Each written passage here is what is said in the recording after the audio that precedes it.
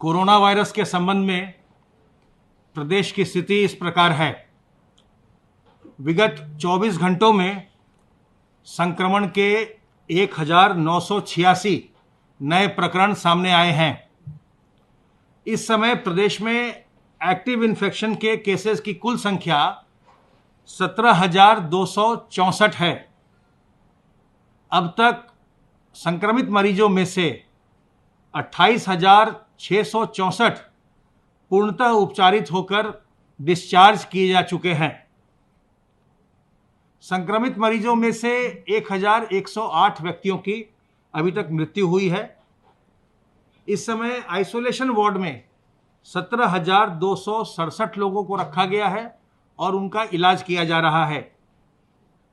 Facility quarantine में 4,115 लोगों को रखा गया है और उनके सैंपल्स लेकर उसकी जांच करवाई जा रही है। जांच के पश्चात जैसी स्थिति बनेगी उस प्रकार का उसमें आगे की कार्रवाई सुनिश्चित की जाएगी। अगर उनमें संक्रमण पाया जाएगा किसी में तो फिर उनका कोविड अस्पताल में उनका इलाज किया जाएगा, अन्यथा वो होम क्वारंटाइन में रहेंगे। कल प्रदेश में 46,769 सैंपल्स की जांच की गई और इस प्रकार अब प्रदेश में 14,26,303 सैंपल्स की जांच अब तक की जा चुकी है। तो इस प्रकार बहुत ही शीघ्र आपने देखा था कि हमने 12 लाख पार किया था और 4-5 दिन के भीतर ही हमने आज 14 लाख की संख्या क्रॉस कर ली। बहुत ही बड़ी संख्या में रोज प्रदेश में टेस्टिंग का कार्य चल रहा है और RT-PCR, एंटीजन टेस्ट और ट्रूनैट CBNAT, इन सब के माध्यम से निरंतर जांच प्रदेश में करवाई जा रही है। कल प्रयोगशालाओं में जनपदों के द्वारा 34,000 से अधिक सैंपल भेजे गए थे। पूल टेस्ट के अंतर्गत 5-5 सैंपल के 2,815 पूल लगाए गए, जिनमें 394 में पॉजिटिविटी देखी गई और 10-10 सैंपल के 303 पूल लगाए गए, इनमें 47 में पॉजिटिविटी देखी गई। आरोग्य सेतु ऐप का हम निरंतर उपयोग कर रहे हैं और CM हेल्पलाइन से निरंतर जिन लोगों को अलर्ट जनरेट हो रहे हैं वहाँ से और हमारे कंट्रोल रूम से इन लोगों को फ़ोन किया जाता है। अब तक हम 3,04,635 लोगों को फ़ोन करके उन्हें हम सतर्क कर चुके हैं कि आपके ऐप से जानकारी मिली है कि आप किसी न किसी संक्रमित व्यक्ति के संपर्क में आए हैं।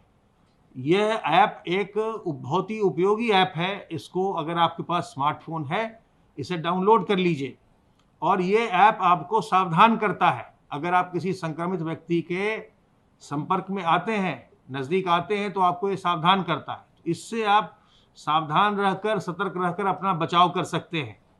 इस संक्रामक बीमारी की कोई अभी वैक्सीन नहीं है, न कोई एक दवा है। इसलिए सावधान रहना, सतर्क रहना, सावधानी के जो उपाय हैं उनको अमल में ला करके अपना बचाव करना ही सबसे अच्छा तरीका है।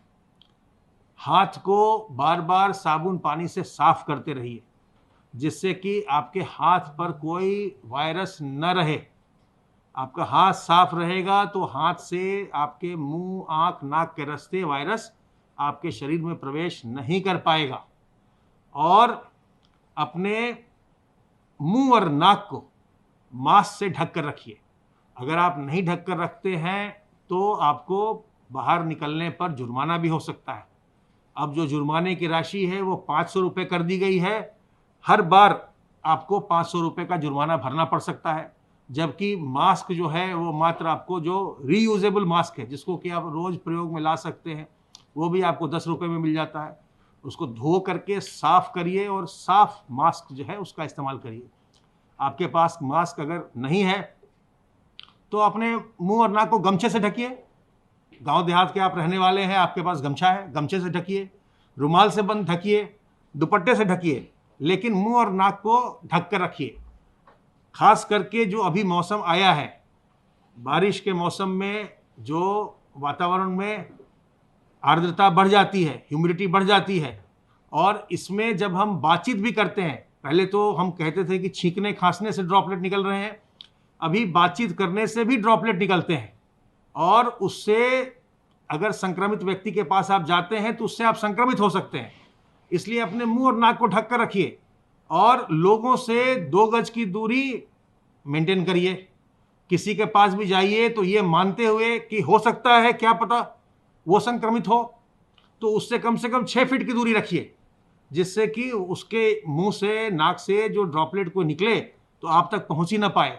और अपने मुंह और नाक को मास्क से ढककर रखिए, जिससे कि आपके भीतर वायरस का प्रवेश न हो। सावधान रहेंगे, सतर्क रहेंगे तो संक्रमण से बचे रहेंगे।